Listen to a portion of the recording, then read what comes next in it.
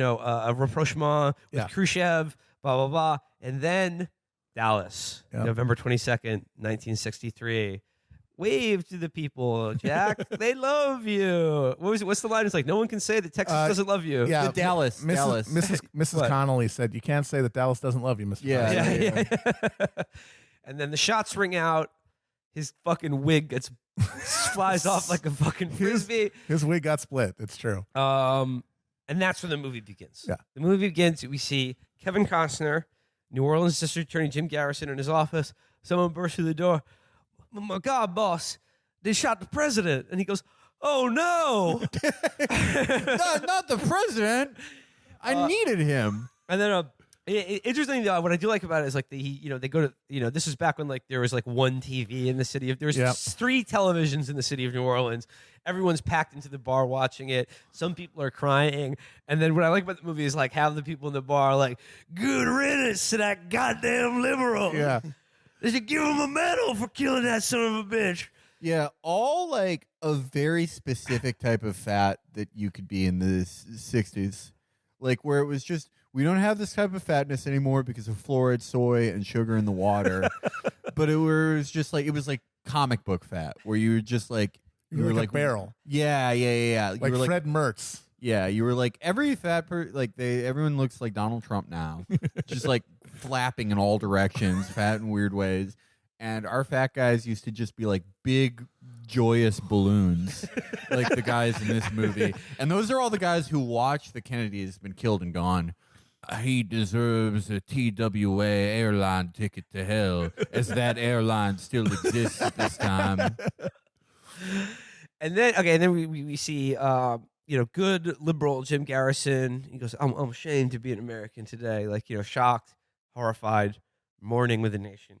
But then we introduce Guy Bannister, played by the great Ed Asner. Oh, so good. And his just stumblebum rummy friend, played by Jack Lemmon.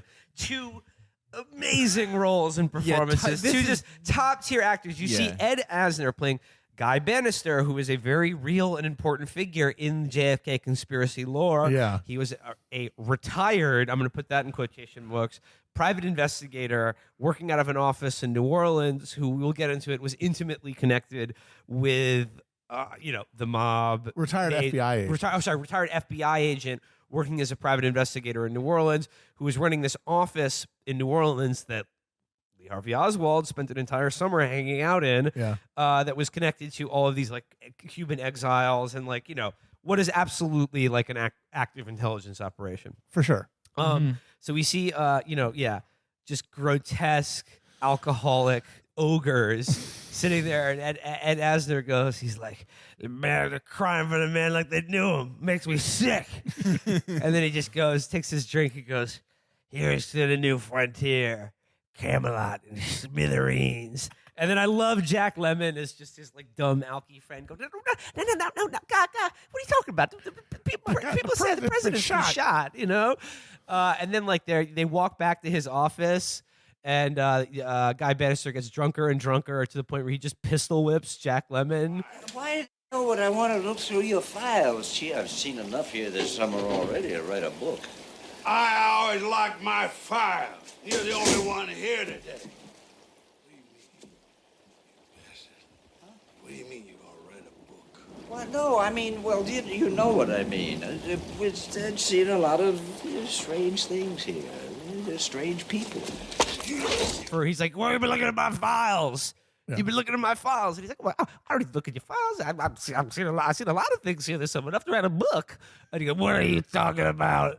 You question where your loyalties are at. Pistol whips him. So, like, immediately you see, like, this vein of, like, this ugly right-wing undercurrent to, like, the in contrast to beautiful, handsome Kevin Costner, who's, like, again, upright, steadfast, heterosexual. Yeah. Yeah. This is another type of guy we don't have anymore. Just, like, 2 drunks that hated each other, one that feared the larger one. This is, But they always hung out. Yeah. They had no other friends. Before computers, like, these guys should, like, instead of wasting their time in, like, YouTube comments and, like, being like, Greta Thunberg's a Jew or whatever, like, they're, like, they just like, let me find a smaller man who I can hit with my gun while we both get drunk all the time. It was sort of, okay, this is the missing link. Or the hot couch person is the missing link between these guys and the modern loser. Oh, shit. Damn, that's true. Yeah. So, New Orleans, and then of course, as this is going on, Lee Harvey Oswald is immediately arrested at the movie theater, like hours after killing the Dallas police officer J.D. Tippit. He is immediately arrested, charged with the murder of J.D. Tippit, and then soon after that, they're like, "This is the guy who killed the president." And then, like, I don't know, a day later, walking out of the Dallas courthouse through the parking lot, Oswald! Blah, blah, blah. Jack Ruby plugs him in the chest, kills him. And that, when we were watching that movie, like, you pointed out, like, that was like, not only was the president being assassinated insane, imagine that happening right after that happened. On television. On television. Because the Kennedy assassination was just a thing you heard on TV. Nobody saw the Zapruder film until much later. Decades later. It was in the vaults of Time Life. But that happened on fucking TV. Dude's walking out of the courthouse and he just gets popped. I mean, again, another stumblebum, loser, rummy fucking nightclub owner. A mobbed up nightclub owner. Played in the film. Again, just every role. Stacked. One of the best castings I've Jack ever Ruby seen. played by Brian Doyle Murray. Yep. So fucking good. And then also, Jack Ruby showed up at an earlier press conference. He corrected one of the other reporters on the name of Oswald's organization in New Orleans. Because he said it's the Hands Off Cuba thing, and he goes, "It's the Fair Play for Cuba Committee." Apparently, that also this was real. This is like all on TV. Yeah, right. So then you see like the guy who assassinated the president is then assassinated on television. I mean, think about when you woke up and Epstein was dead. Yeah, imagine if that shit had happened on television. yeah. Okay, especially at a time when there was only TV and there was only one channel. So okay, we've got Ed Asner, Jack Lemmon, Brian Doyle Murray so far. Lee Harvey Oswald played uncannily by Gary Oldman. Honestly, brilliant performance. Brilliant performance. And somehow he looked exactly like him.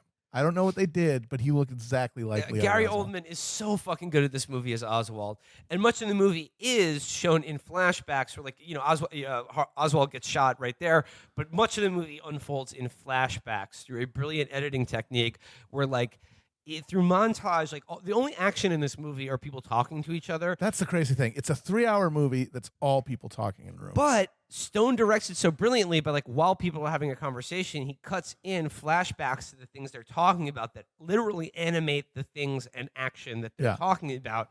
That, like I said, propels the plot, no matter how ludicrous or like the idea being advanced, in such a convincing way. It like shows you how powerful a medium film is. Like as a narrative device. Yeah.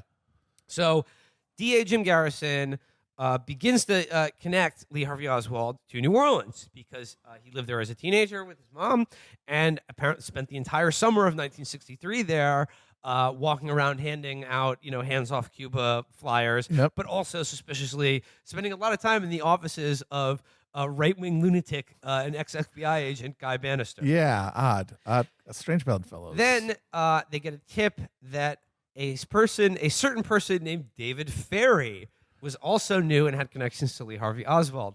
David Ferry, played by Joe Pesci in another unbelievable performance. David Ferry, another totally real and bizarre person, wore a ludicrous wig and fake eyebrows. Yeah, he had alopecia, and he had fake eyebrows and a wig. They were like drawn on like with markers. Yeah, and he was a defrocked priest who'd been kicked out of the priesthood for being gay. Also a pilot who worked for the New Orleans mob and had CIA connections as well. And this is also true. Lee Harvey Oswald, as a teenager, was in David Ferry's like civilian Air Corps. It was basically like the Boy Scouts for airplanes. Yeah. Okay, so then like they bring in David Ferry to question him about like why he drove to Houston like the day of the assassination, and he tells this ridiculous story that makes no fucking sense. And then they're like, "We're going to detain you for more questions, David. I found your story frankly unbelievable."